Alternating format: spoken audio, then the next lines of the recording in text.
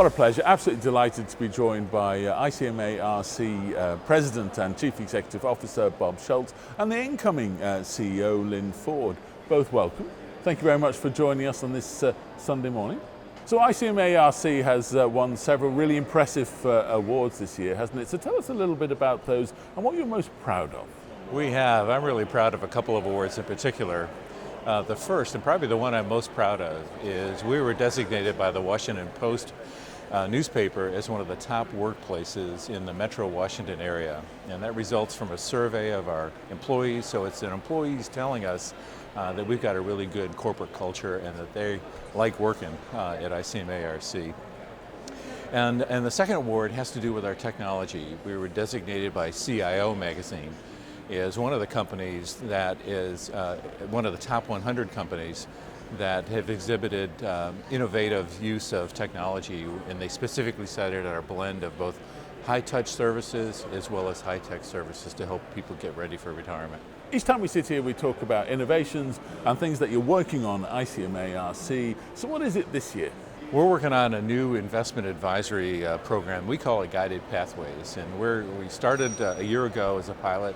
This is our first full year, and it's really caught on. It's really popular, and it provides participants with access to an investment advisor, a fully licensed investment advisor, to help them decide how to invest their money in their retirement account. It goes well beyond the traditional investment education, and instead we can actually handle the money, do quarterly rebalancing, place the money for them if they want us to do it for them. It's since inception, we've added something like 13,000 new participants that have enrolled in that, and about $1.5 billion of their participant money has been placed in these accounts just in the last 2 years.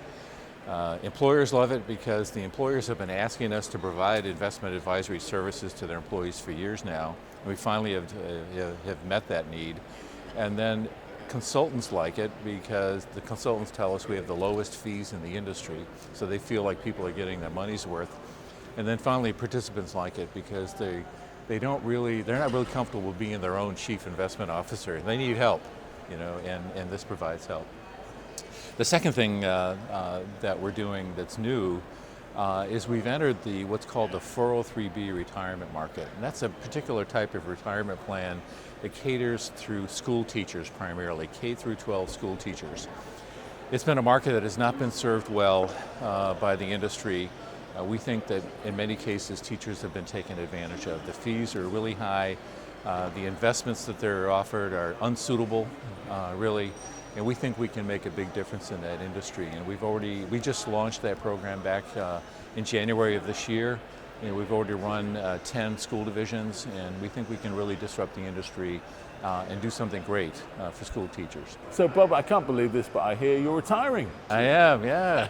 Tell us a little bit about what you're most proud of from your time here at ICMA-RC. Well, first of all, let me say that I've been here 5 years, and when the board offered me the position, I told them I'd probably only be here 4 or 5 years because I'm getting old, man. I'm going to be 70 years old soon, and my mom wants to retire, my wife wants to retire, she already is retired, so you know I had to pull the trigger at some point.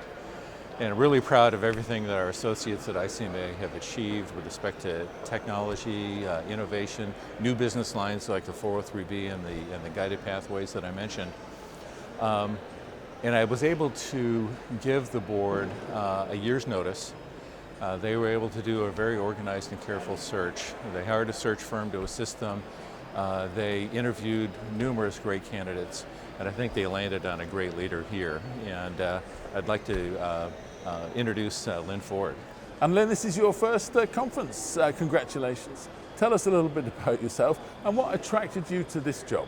Sure, I'm very excited to be joining the ICMA and ICMA-RC families largely. I have over 30 years of experience in the financial services industry, building retirement organizations and helping employees and individuals and families achieve retirement confidence. So I feel that my past experience is very much aligned with the mission and vision of ICMA-RC. I also have a personal affiliation with the public sector. My mother was a school teacher, my father a public employee. I have uncles and cousins that were police officers and firefighters, so I really understand the crucial role that public sector employees play in our communities, and then the importance of their retirement security. And the last thing would just be around inclusiveness and diversity. And I really share the commitment that ICMA and ICMA-RC has to ensuring that everyone can show up at work as their real selves and be valued and respected for what their contributions are to the workplace. And I plan to continue to emphasize that. I know this is an unfair question. People like me do this all the time. You're just in the job and we want to know your vision and your plans. So what are your plans? Excellent question, and I'm going to just respond that I'm only 36 hours into the work job here, so obviously there's a lot for me to learn, but one of the things that's been a hallmark of my career has been innovation. I think you mentioned ICMA-RC's innovation in the past, and that would be something that I would plan to continue listening to our constituencies, our participants, our stakeholders, and really understanding where the future is going to take us. And so, as you know, ICMA-RC will be celebrating 50 years of existence here in 3 years. So part of my role as the new CEO will be to help chart the path for the next 50 years. Well, Bob, thank you very much indeed for joining us today, and best of luck to the future for both of you. Thanks, Steve.